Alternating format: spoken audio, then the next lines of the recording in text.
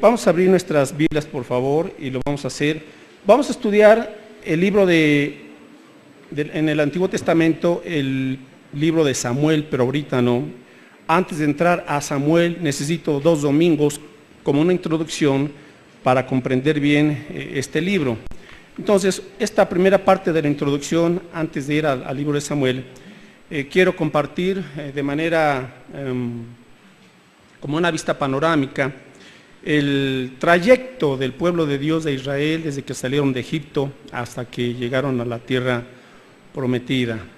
Y el título de este mensaje es: supera tu obediencia a medias. Supera tu obediencia a medias. Bueno, vamos a entender entonces qué hizo el Señor con su pueblo, lo llamó, lo rescató, etc. Éxodo capítulo 3, por favor. Éxodo 3, versículos 7 y 8. Éxodo 3, versículos 7 y 8. Le damos lectura a todos juntos, por favor. Éxodo 3, versos 7 y 8. Comenzamos. Dijo luego Jehová: bien he visto la aflicción de mi pueblo que está en Egipto, y he oído su clamor a causa de sus exactores, pues he conocido sus angustias, y he descendido para librarlos de mano de los egipcios y sacarlos de aquella tierra a una tierra buena y ancha, a tierra que fluye leche y miel, a los lugares del cananeo, del eteo, del amorreo, del fereceo, del heveo y del jebuseo. Padre, en esta tarde te damos gracias por tu palabra que es viva y eficaz. Gracias por tu evangelio. Gracias, Padre, por la salvación que nos has dado en Cristo Jesús, porque podemos conocerte, amarte y obedecerte. Padre, queremos rogarte en esta tarde que nuestro corazón esté abierto a tu Espíritu Santo, a tu palabra, para que tu palabra nos limpie, nos purifique, nos equipe, nutra nuestra fe, renueve nuestra esperanza y nuestro amor en ti. Y nos ayude, Señor, a no tener una obediencia a medias, sino a tener una fe y una obediencia completa, porque esa es la única manera, Señor, en la cual podemos experimentar la vida victoriosa que hay en Cristo Jesús. Limpia nuestros corazones, por favor, de todo pecado, y que, Señor, podamos ser dóciles a tu palabra, que tu palabra nos moldee para que reflejemos fielmente el carácter de Cristo Jesús, en cuyo nombre te lo pedimos y te damos las gracias. Amén. Bueno, comenzamos entonces en este pasaje y vamos a ver algunas verdades, hermanos. Número 1, que Dios libera a su pueblo de la esclavitud de Egipto para llevarlos a la tierra prometida, a la tierra que fluye leche y miel. En el versículo 8 está esta expresión, una tierra que fluye leche y miel. ¿Qué simbolizaba? Bueno, número 1, que Egipto, Israel estaba como esclavo, eran 2 millones más o menos de judíos, esclavos en Egipto, oprimidos, en angustia. De hecho, la palabra Egipto significa angustia y dolor. Así es que ellos estaban en esta opresión en Egipto, que representa al mundo, y bajo Faraón, que simboliza a Satanás.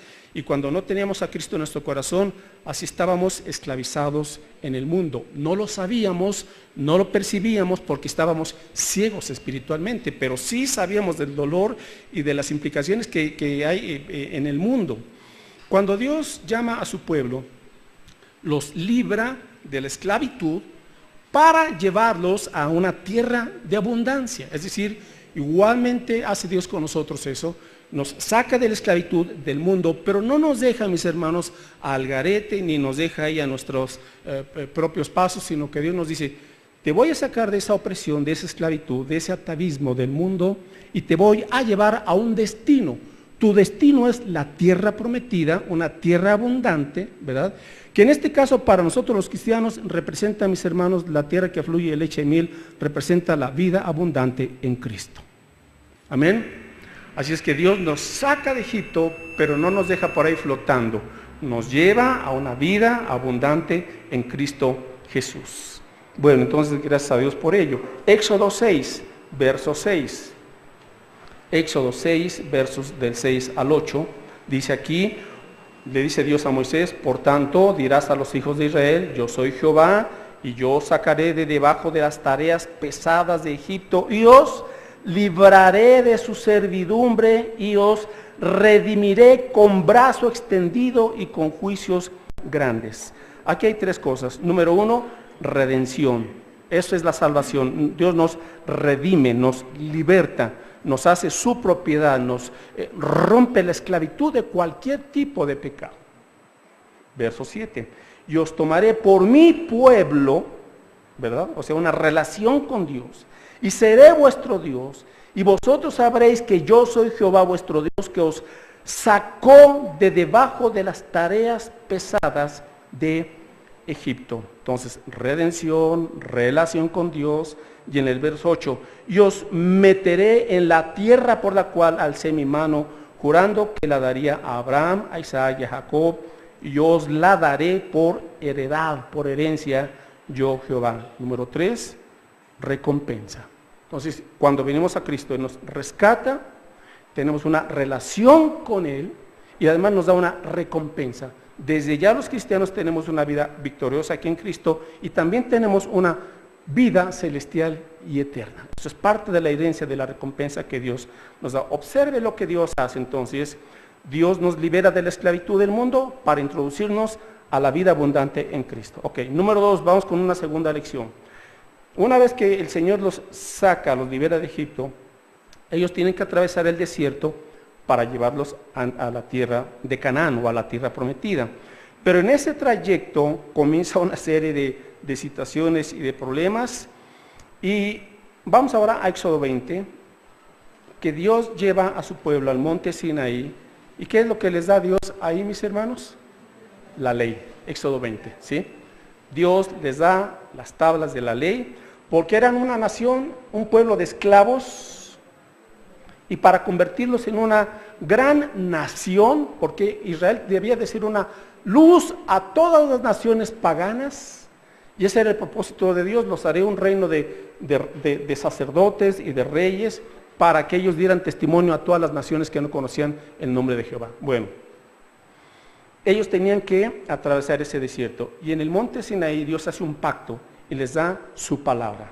Ok, ¿cuál es la segunda verdad? La segunda verdad es la importancia de que los creyentes seamos discipulados y establecidos en la palabra de Dios para crecer, para madurar. O sea, Dios no los dejó nada más ahí con un montón de esclavos, no. De esa esclavitud Dios tenía que transformarlos para llegar a ser una gran nación. Pero no se puede ser una gran nación si no hay leyes, y en este caso la ley que viene del corazón de Dios, que son los 10 mandamientos.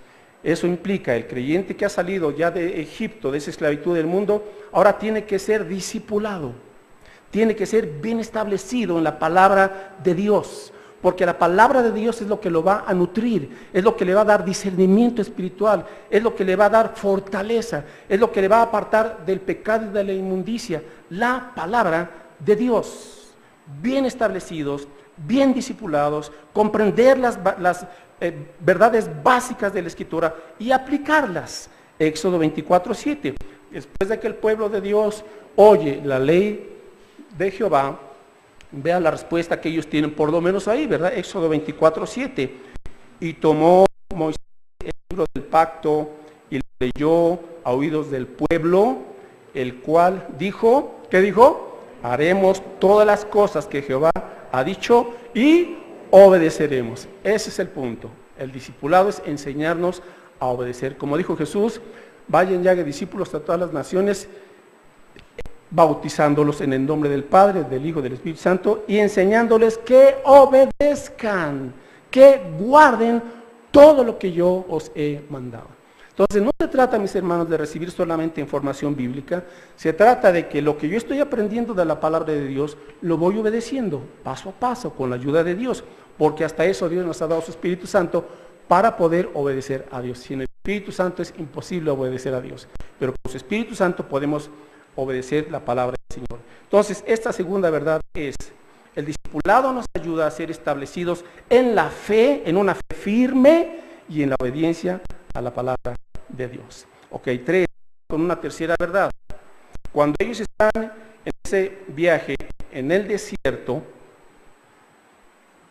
Y aquí viene la tercera verdad. Ese viaje en el desierto ilustra las pruebas en la vida cristiana y la manifestación del poder de Dios, su gracia, para fortalecer a los creyentes. Entonces, ¿qué sucedió en el desierto? Bueno, pues que hubo una serie de pruebas. A veces no tenían agua o no tenían alimento, pero eran pruebas que Dios envió. ¿Para qué? ¿Acaso no sabía Dios el corazón de su pueblo? Sí, Dios conocía el corazón de su pueblo, pero Dios les envió esas pruebas para que ellos conocieran su corazón. Amén. Esa es una gran diferencia. A veces usted piensa que yo ya estoy muy maduro, muy consagrado, ¿verdad? Nos damos cuenta de la realidad de nuestra consagración a Dios. Nos damos cuenta de la realidad que a veces pensamos que, pues sí, estamos en un nivel, pero vienen los desafíos, vienen los retos, vienen las tribulaciones, y eso da evidencia de la realidad de nuestro corazón. Ahora, qué bueno por eso, porque si no, mis hermanos, viviríamos engañándonos a nosotros mismos, pensando que somos lo que no hemos llegado a ser todavía. Así es que estas pruebas, hay dos cosas. Número uno, para que el pueblo conociera la realidad de su corazón y su necesidad de Dios.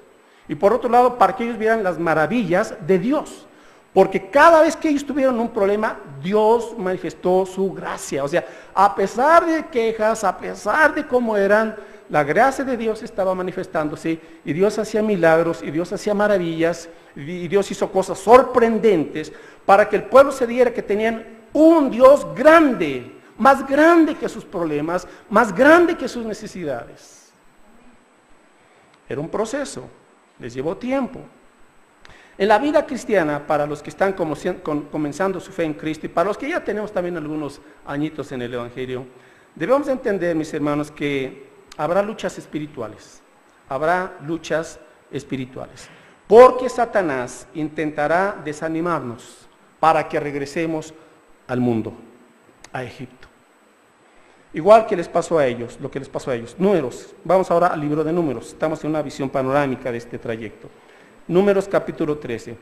Cuando Dios les dice, tienen que entrar a la tierra prometida, Moisés manda 2 espías para que se adelanten y vean cómo era la tierra de Canaán. Y estos 2 espías cuando van y regresan y traen frutos enormes, grandes, para que vieran que era una tierra que efectivamente era abundante. Y de esos 12 espías, 2, Josué y Caleb, eran hombres de fe, valientes, y dijeron, hermanos, vamos a pelear y vamos a vencer. Pero los otros 10 espías eran cobardes e incrédulos y rebeldes. Y cuando esos 10 les dieron su impresión al pueblo, ¿verdad? Entonces vamos a Números 13 para ver la respuesta. Números capítulo 13, verso 31. Dice aquí, mas los varones que subieron con él dijeron, no podremos subir contra aquel pueblo porque es más fuerte que nosotros. Y hablaron mal entre los hijos de Israel de la tierra que habían reconocido, diciendo, la tierra por donde pasamos para reconocerla es tierra que traga a sus moradores, y todo el pueblo que vimos en medio de ella son hombres de grande estatura. O sea, eran gigantes, sí, literalmente eran gigantes. Verso 33. También vimos allí gigantes, hijos de Anac, raza de los gigantes.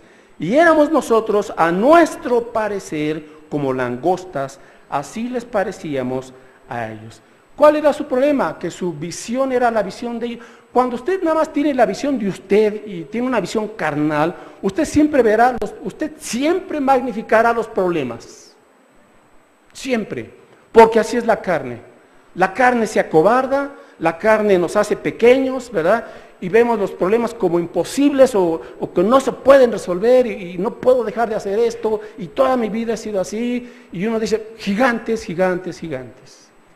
Pero el creyente que es como Josué y Caleb, no tiene su enfoque en los problemas, sino tiene su enfoque, no tiene su enfoque en la grandeza de los problemas, sino que tiene su enfoque en la grandeza de Dios.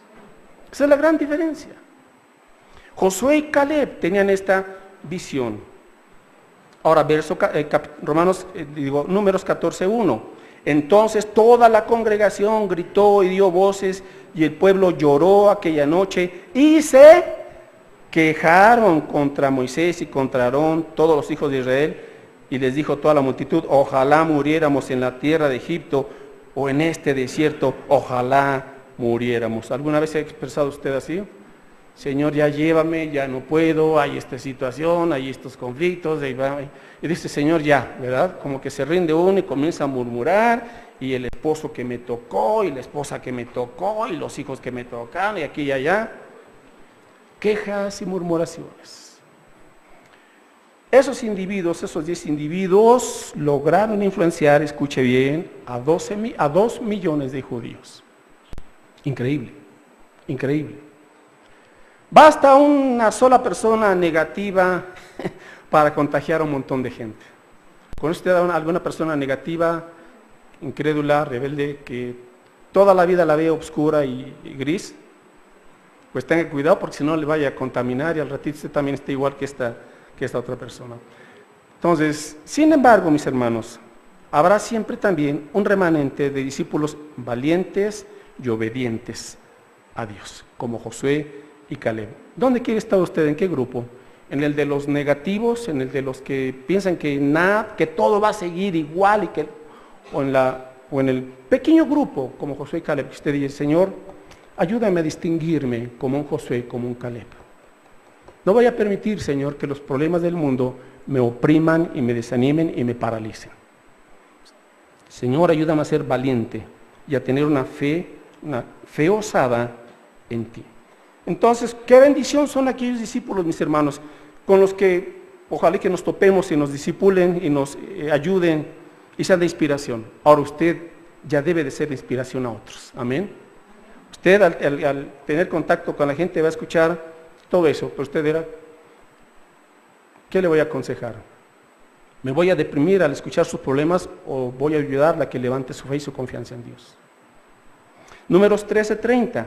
Entonces Caleb hizo callar al pueblo delante de Moisés y dijo, ¿qué? Subamos luego y tomemos posesión de la tierra, porque más podemos nosotros que ellos. Ahora, ¿por qué dijo esto? Porque él sabía que contaba con la ayuda de Dios, nada más, ¿verdad? Cuando estamos en Cristo, cuando estamos en Dios, mis hermanos, más podremos nosotros que ellos, que los problemas. Porque mayor es el que está en nosotros que el que está en el mundo, dice Juan. Números 14, versos 6 a 9. Dice aquí, Números 14, del 6 a 9. Y Josué, hijo de Nun, y Caleb, hijo de Jefone, que eran de los que habían reconocido la tierra, rompieron sus vestidos y hablaron a toda la congregación de los hijos de Israel, diciendo, la tierra por donde pasamos para reconocerla es tierra en gran manera buena. Y si Jehová se agradare de nosotros, Él nos llevará a esta tierra y nos la entregará, tierra que fluye leche y miel. Por tanto, no seáis que rebeldes contra Jehová, ni temáis al pueblo de esta tierra, porque nosotros los comeremos como pan. De ahí viene el dicho, son pan comido. Son paros apartados de ellos, y con nosotros está Jehová, no los temáis. Ese es el asunto, mis hermanos, que el creyente debe tener esa visión de la vida cristiana. La vida cristiana no es aburrida. Por eso algunos piensan todavía, ay, regresemos al mundo, las fiestas, el relajo, el vino, las mujeres, aquí y allá. ¿Y esa era tu alegría? Perdón, no conoces el gozo del Señor entonces. Cuando usted conoce el gozo que hay en Cristo, usted dice, toda esa alegría del mundo es basura, no cambia a mi Cristo por nada. Porque usted sabe quién es Dios y usted está experimentando la vida abundante en fe, en amor, en esperanza, en pureza, en confianza. Esa es la abundancia, en santidad. Hermanos, entonces, ¿dónde estamos nosotros? ¿En qué grupo? ¿Cuál fue el problema de ellos? Habían dicho anteriormente, sí Señor, obedeceremos tu ley. Y ahora estaban poniendo reversa y rebeldes en su incredulidad. Y aquí viene el corazón de este mensaje. Ellos comenzaron una obediencia a medias. Una obediencia a medias. Salieron, pero ya querían regresar. Este es el punto. El desierto mostró la realidad espiritual de sus corazones. Y ellos tendrían que entender a través de eso la necesidad de siempre confiar en Dios, a pesar de cualquier circunstancia, por difícil o adversa que ésta sea. Ok, vamos con la cuarta verdad. Y es, Dios siempre cumple su promesa y ahora en este caso introdujo a una nueva generación en la tierra prometida. Ahora escuche bien, 2 millones de judíos estuvieron 40 años dando vueltas y vueltas y vueltas en el desierto. Siempre murmurándose, siempre quejándose, siempre de incrédulos, siempre renegando. Y Dios les dijo, esta generación no entra, no entra. ¿Fue el problema de Dios? No. El problema fue sus corazones incrédulos, rebeldes y a medias, a medias. Entonces, esta generación que estuvo 40 años vagando, murió, y sus hijos, que fueron la nueva generación, ellos sí entraron a la tierra prometida. Entonces Dios sí cumplió su palabra. Deuteronomio 4.1, ahora nos vamos al siguiente libro. Y en Deuteronomio 4.1, esa nueva generación, a quien ahora va a ser guiada por Josué, dice Deuteronomio 4.1, ahora pues, oh Israel, oye los estatutos y decretos que yo os enseño, para que los ejecutéis y viváis, y entréis y poseáis la tierra que Jehová, el Dios de vuestros padres, os da. Aquí está, entonces se cumple la promesa de Dios, mis hermanos. Pero el enemigo nos hace dudar, sí, Dios te ha prometido esto, pero a ver, ¿por qué no te ha llegado esto, y aquí y allí? ¿Por qué no se ha resuelto esto? Y nos quiere meter la duda, pero Dios siempre cumple su promesa porque Dios es fiel. Bueno, ahora a Josué le tocó llevar a esta nueva generación. Josué 12.1, por favor, vamos ahora al libro de Josué.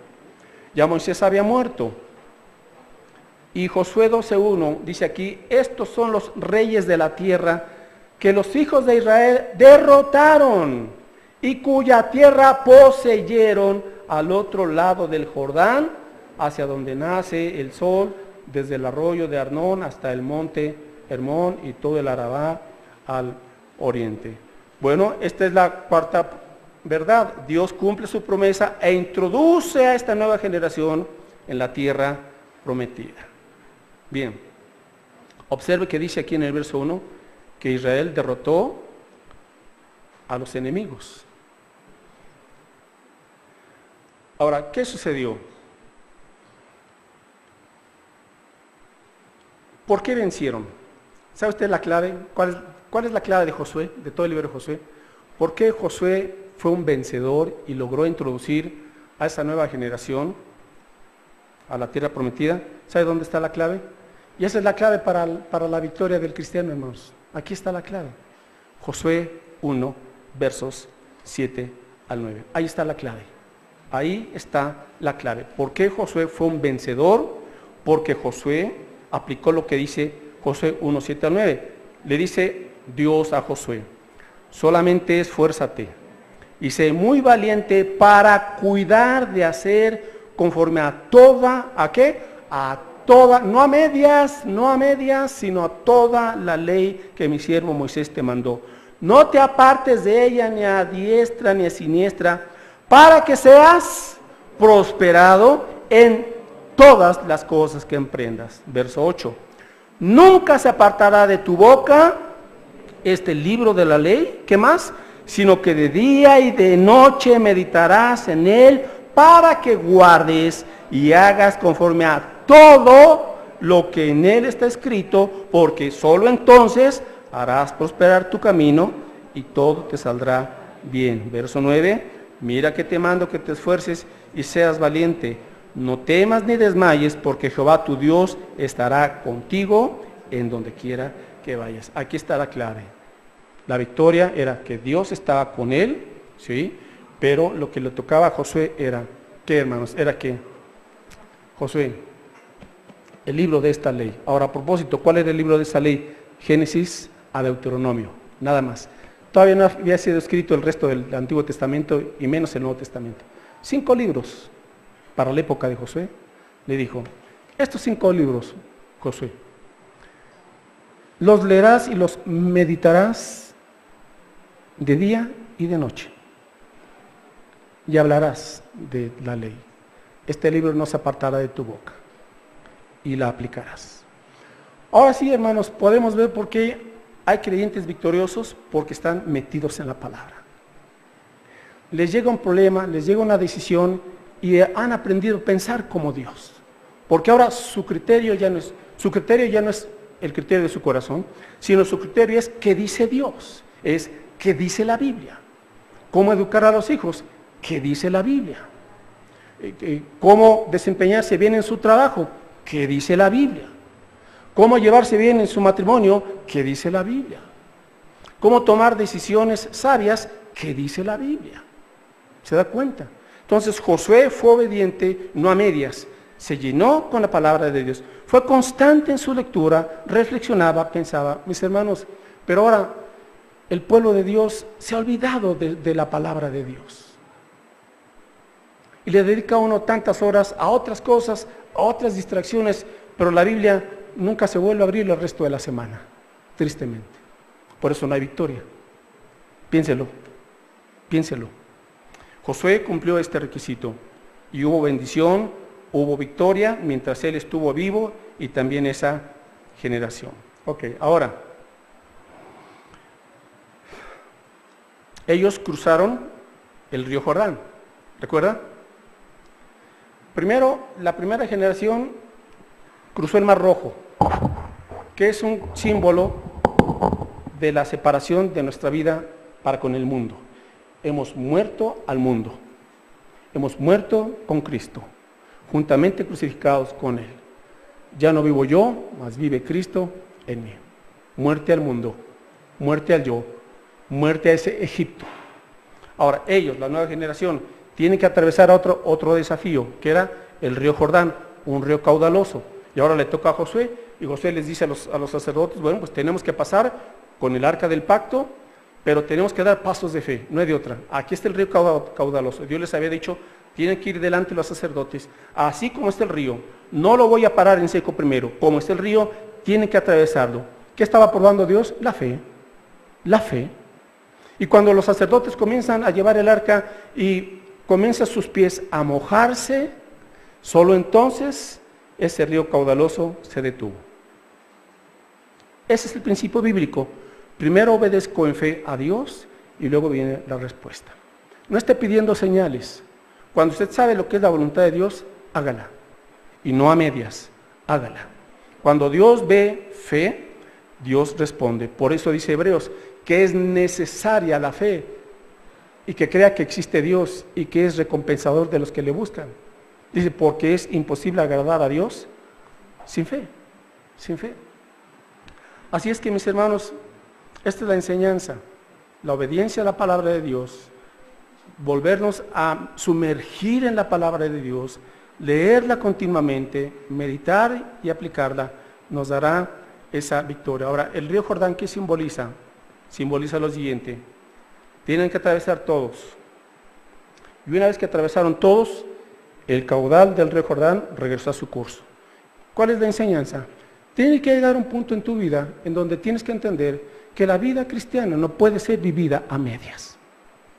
No puede ser vivida a medias. No hay obediencia a medias. Dios no puede bendecir una obediencia a medias. Una vez que ellos atravesaron, quedó atrás el pasado. Ahora ya se habían consagrado a Dios. No hay marcha atrás, mis hermanos. No podemos estar con un pie en el mundo, con otro pie en las cosas de Dios. Nuestro Dios es fiel y Él cumple sus promesas. Ok, quinta enseñanza, quinta lección. Una vez que ellos atraviesan el río Jordán, comienzan las batallas, la buena batalla de la fe. Ahora, no se espante. La vida cristiana es una batalla, pero Pablo la llama la buena batalla de la fe. La buena batalla de la fe. ¿Qué es la vida cristiana? Sino una combinación, escuche bien, de bendiciones y de batallas espirituales. Si usted dice, ay, yo no quiero batallas espirituales, no ha entendido la vida cristiana. Pero no se preocupe, Dios está con nosotros. Y Él va al frente. Y Él pelea nuestras batallas. Nosotros vamos tras Él, le vamos siguiendo. Pero es una combinación, bendiciones y batallas espirituales. Cuando ya ellos por fin van venciendo a los enemigos, para esto Dios les había dicho, cuando lleguen a tomen posesión de la tierra, van a luchar con los enemigos.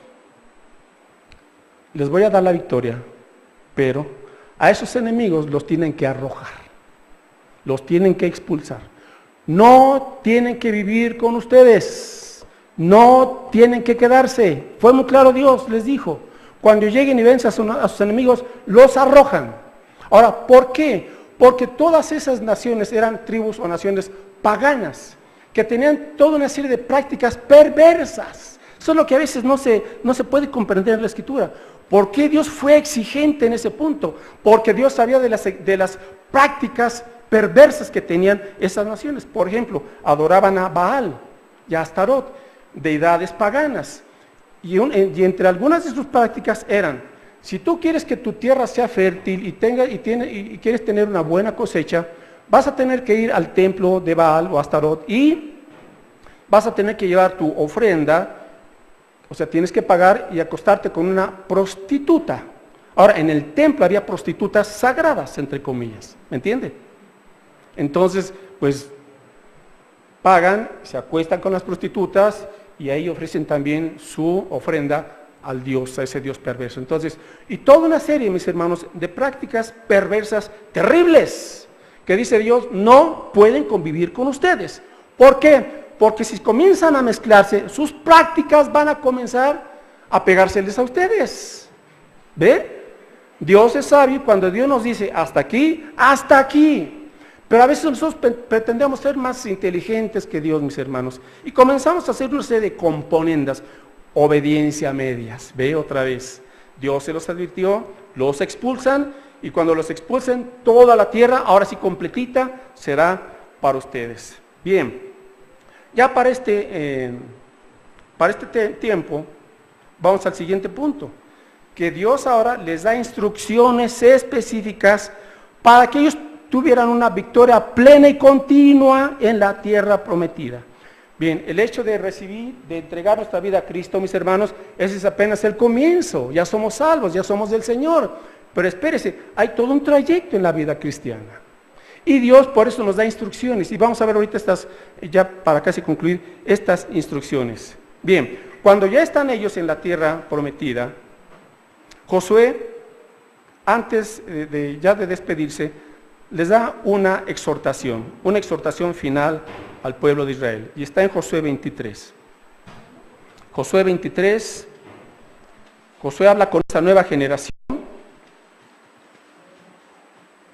A ver, Josué capítulo 23, versos del 1 al 4. Josué 23 del 1 al 4. Aconteció muchos días después que Jehová diera reposo, cumple Dios su promesa, a Israel, dio reposo a Israel de todos sus enemigos alrededor, que Josué, siendo ya viejo y avanzado en años, llamó a todo Israel, a sus ancianos, sus príncipes, sus jueces y sus oficiales, y les dijo: yo ya soy viejo y avanzado en años, y vosotros habéis visto todo lo que Jehová vuestro Dios ha hecho con todas estas naciones por vuestra causa, porque Jehová vuestro Dios es quien ha peleado por vosotros. Aquí está esta paradoja. Bueno, ¿quién pelea? ¿Dios o nosotros? Los dos. Los dos. Espero que entienda eso. Usted nunca peleará una batalla solo, a menos que usted lo quiera así. Toda batalla en la vida, Dios ha prometido: voy a pelear contigo. Tú tienes tu parte, yo tengo mi parte. Así es, hermanos, el asunto. Verso 4.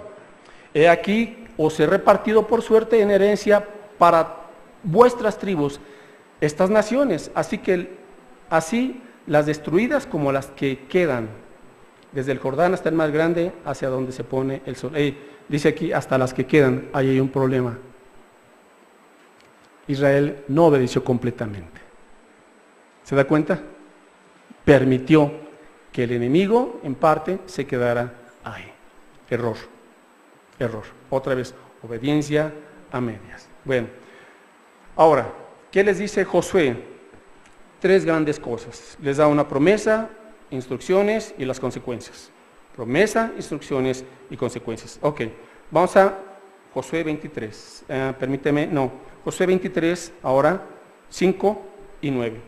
Versos 5 y 9. Dice aquí la promesa: y Jehová vuestro Dios las echará de delante de vosotros y las arrojará de vuestra presencia, y vosotros poseeréis sus tierras, como Jehová vuestro Dios os ha dicho. Verso 9, pues ha arrojado Jehová delante de vosotros grandes y fuertes naciones, y hasta hoy nadie ha podido resistir delante de vuestro rostro. Ahí está la promesa del Señor. Yo seguiré ayudándolos, pero, número 2, vienen las instrucciones. Las instrucciones para la victoria plena y continua en un creyente. Bien, verso 6, estamos ahí, Josué 23, 6. Esforzaos pues mucho en guardar y en hacer todo lo que está escrito en el libro de la ley de Moisés, sin apartaros de ello ni a diestra ni a siniestra. Verso 8. Mas a Jehová vuestro Dios seguiréis como habéis hecho hasta hoy. Verso 11. Guardad pues con diligencia vuestras almas para que améis a Jehová vuestro Dios. Aquí está la primera instrucción. ¿Cuál era? Debían obedecer la palabra de Dios, amar a Dios y seguirle. Eso es. Número 1, ama a Dios, obedece su palabra, síguele. En otras palabras, mis hermanos, el primer requisito para una vida victoriosa continua es mi andar con Dios, mi comunión con Dios. Ese es el punto número 1. Jesús lo dijo, el que permanece en mí y yo en él, este lleva mucho fruto, porque separados de mí nada podéis hacer. Pero como que no hemos entendido esa parte del versículo, ¿cuál lo entendemos? Jesús es muy claro, permanece en mí y yo en ti, y entonces habrá fruto. Pero si no permaneces en mí, nada podrás hacer. Y luego entramos nosotros ahí, Señor, ¿no se puede una permanencia a medias? No, Él dijo, permanece completamente en mí. Punto. Camina conmigo todos los días, no nada más el domingo. De lunes a domingo caminamos con Dios. Guardamos la palabra, aprendemos a amar a Dios, porque ese es el corazón de la vida cristiana, amar a Dios, seguirle. Dice, sé diligente en cuidar tu alma, sé diligente en cuidar tu alma. No descuides tu corazón, dijo Proverbios, sobre toda cosa guardada, guarda tu corazón, porque de él mana la vida. ¿Qué hay en tu corazón? 2, segunda instrucción, versículo 7. Para que no os mezcléis con estas naciones que han quedado con vosotros, ni hagáis mención, ni juréis por el nombre de sus dioses, ni los sirváis, ni os inclinéis a ellos. Segunda instrucción, no se mezclen con las naciones paganas. No se mezclen con las naciones paganas. En otras palabras, no copies al mundo. No te parezcas al mundo. El mundo tiene una ideología, tiene filosofías. El mundo tiene una perspectiva distorsionada de la verdad. El mundo se ha apartado a Dios y el mundo aborrece a Cristo. Punto. Tenemos que entender eso, hermanos, que el mundo se ha vuelto enemigo de Dios. Y cuando nosotros queremos otra vez regresar a las prácticas, a la forma en que piensa el mundo, ya nos están bombardeando con toda una serie de mentiras en todos los aspectos, mis hermanos, que ya el mundo ya se la creyó, ya creyó todas las mentiras del maligno, porque dice la Escritura que el maligno está engañando a todas las naciones del mundo, engañando con medias verdades, con criterios descarados que van contra la voluntad de Dios. O sea, está usando todas sus artimañas para que, el mundo ya está engañado, pero su enfoque principal somos los cristianos, para que los cristianos regresemos al mundo. Y Dios dice, no te mezcles con el mundo. Pero queremos regresar a las costumbres del mundo, a la forma de pensar del mundo, a sus medias verdades. Jóvenes, ¿a quiénes se quieren parecer?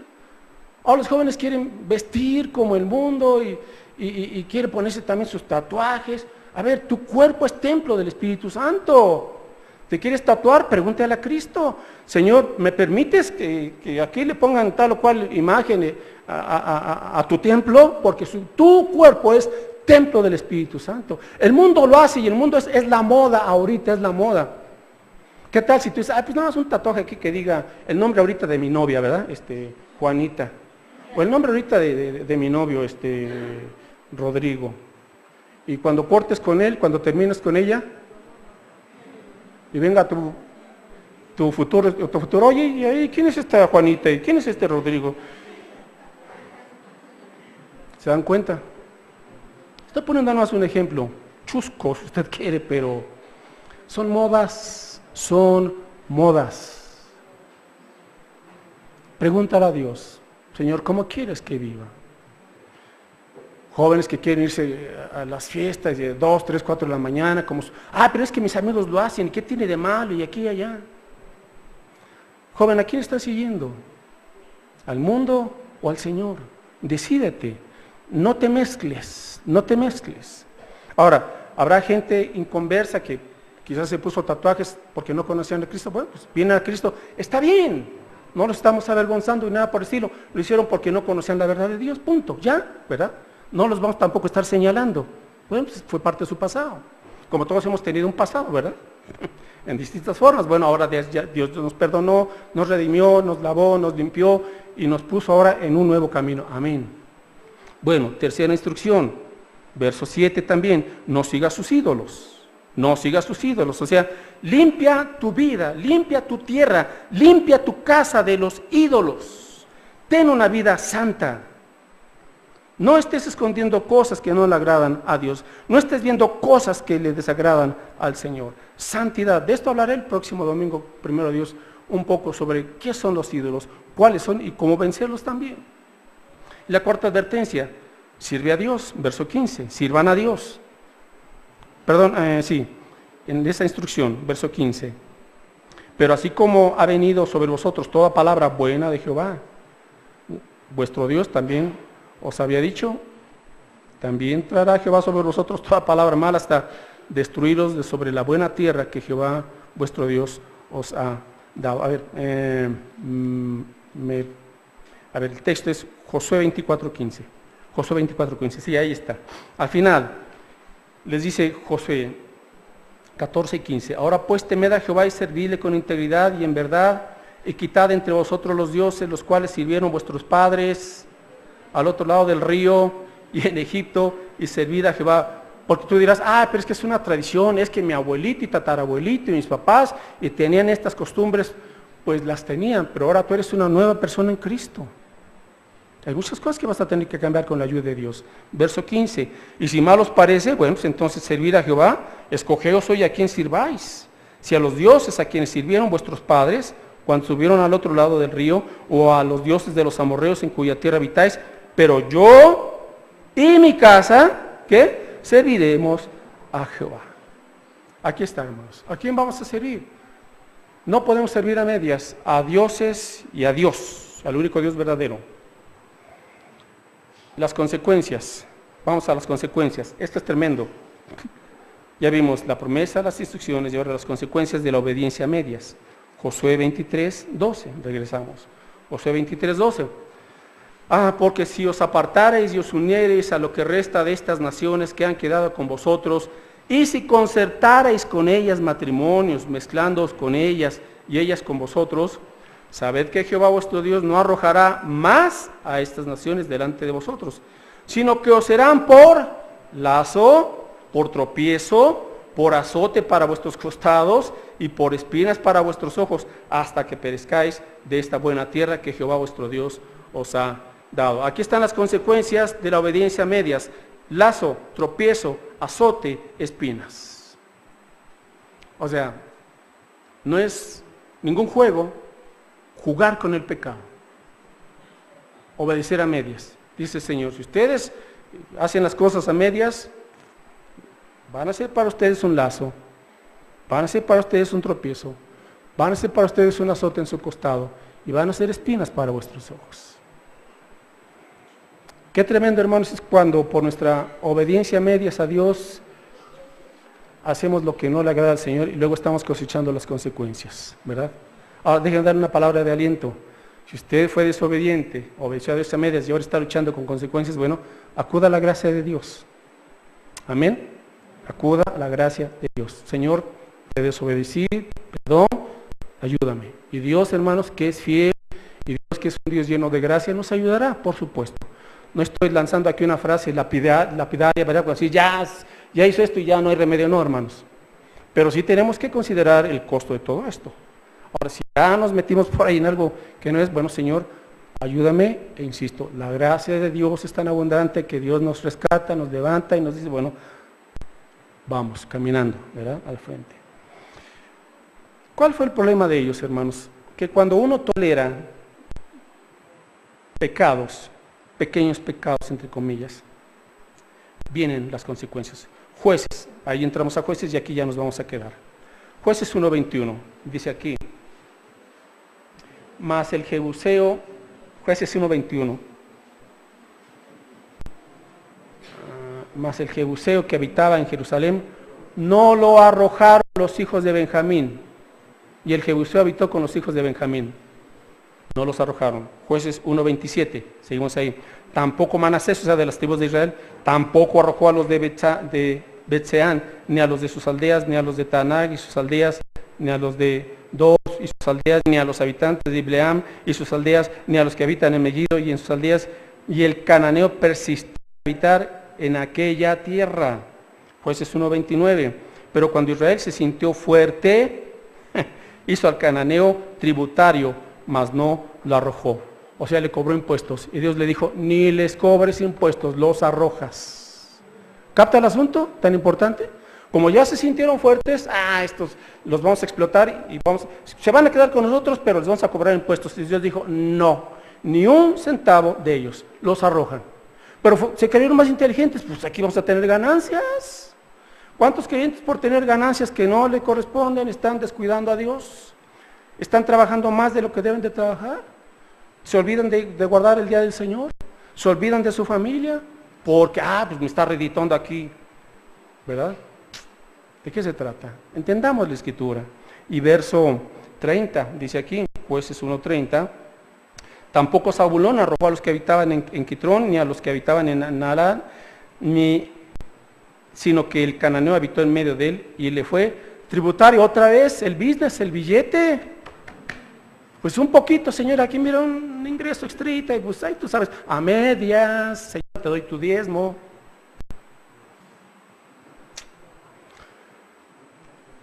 Este es el problema con la obediencia a medias. Ya casi finalizo. Ya lo dije 3 veces, ¿verdad? Ya casi finalizo. Bueno, la tercera es la vencida. Discipulado a medias, fidelidad a medias, dar a medias, servir a medias, santidad a medias, compromiso con Dios a medias, orar a medias, asistir a la iglesia de vez en cuando, leer la Biblia a medias, y la obediencia a medias. El problema es que la obediencia a medias trae consecuencias. Y escuche esto. Muchos hermanitos piensan que la obediencia a Dios, después de todo, no es tan mala. Señor, pues no estoy en el mundo. Te obedezco, pero a medias. Entonces ahí tú lo entiendes, Señor, hay medio consagrado. Dice Dios, no. Conclusión, ¿qué tenemos que hacer, mis hermanos? Si usted ha sido un creyente fiel en su obediencia, amén, siga dependiendo del poder del Espíritu Santo y habrá victoria, bendición. Ahora, si usted reconoce que su obediencia ha sido a medias, aquí le van unos pasos para cambiar esa situación. Número 1, arrepiéntase de su pecado de obedecer a medias. Reconózcalo como un pecado, deje de justificarlo. Señor, perdóname, me arrepiento. 2, confiéselo, pida perdón y limpieza, y arroje de su vida todo ídolo y toda mezcla. Deje de estar ya mezclando, arrójelo. 3, consagre su vida a Cristo, porque de Él va a depender la fuerza para que usted triunfe. Consagre su vida a Cristo. Señor, quiero hacer tu voluntad, te necesito, confío en ti y dependo de ti, Padre. 4, regrese por favor a la palabra. Comience a leerla una vez más, en donde usted quiera, pero sea constante. 1, 2, 3, 5, 10 capítulos, lo que usted quiera, pero léala. Señor, háblame a través de tu palabra. Nútrase como Josué. Medite, hable la palabra, llénese de la Biblia. Que la palabra de Cristo abunde en su corazón y será como Josué, más que vencedor. Y finalmente, si cae, regrese al Señor y continúe confiando en su gracia. Dios es un Dios de gracia, mis hermanos. Amén. Amén. Oramos. Padre, gracias por tu palabra. Hemos entendido, Señor, que no es correcto la obediencia a medias. Tú nos has dado ya tu Espíritu Santo, que es, Señor, por principio de cuentas, el que nos va a ayudar a obedecerte de manera plena. Señor, estamos aquí reconociendo, yo no sé, tú sabes quién, Señor, cuántos de nosotros hemos tenido una obediencia a medias. Y te pedimos perdón, lo reconocemos, nos arrepentimos y te rogamos tu perdón y tu limpieza. Y ahora, mi Señor, tú sabes en qué áreas. Venimos a ti para dedicarte nuestra vida. Para decirte, Señor, he permitido algunos enemigos, me he mezclado en algunas cosas que no te agradan. Pero aquí estoy, Dios. He decidido seguir a Cristo. No a medias, sino de todo corazón. Aquí estoy, Jesús. Quiero amarte, quiero hacer tu voluntad. Quiero seguirte día a día. Ayúdame, por favor. Y algo más. Dígale, Señor, voy a regresar a tu palabra. Perdóname, me olvidé de tu palabra. Pero aquí estoy, Dios, para que a través de tu palabra me transformes, me vivifiques, me guíes, me fortalezcas, me ayudes a conocer tu voluntad y a practicarla, Señor. Y Padre Santo, te alabo por tu gracia, porque aun cuando reconozco que he caído, Señor, tu gracia es abundante y tú me permites regresar a ti, tomarme bien de tu mano, permanecer en ti, Jesús, y saber que tú lo que quieres es que yo viva en esa vida abundante y victoriosa que hay en Cristo Jesús, que es el mejor estilo de vida. Aquí estoy, Señor. Y seguimos orando. Si usted no ha tomado esa decisión antes, venga hoy a Cristo. Arrepiéntase de sus pecados. Dígale, Señor, te necesito. Toma mi vida, perdóname y límpiala. Creo que Cristo murió por mí en la cruz del Calvario, que resucitó al tercer día y Él ahora quiere vivir en mi corazón. Aquí está mi vida, Señor. Me rindo a ti, creo en ti. Ayúdame a hacer tu voluntad. Hoy quiero ser un fiel seguidor tuyo. Hoy creo en ti. Gracias, Padre Santo, en el nombre de Jesús. Amén.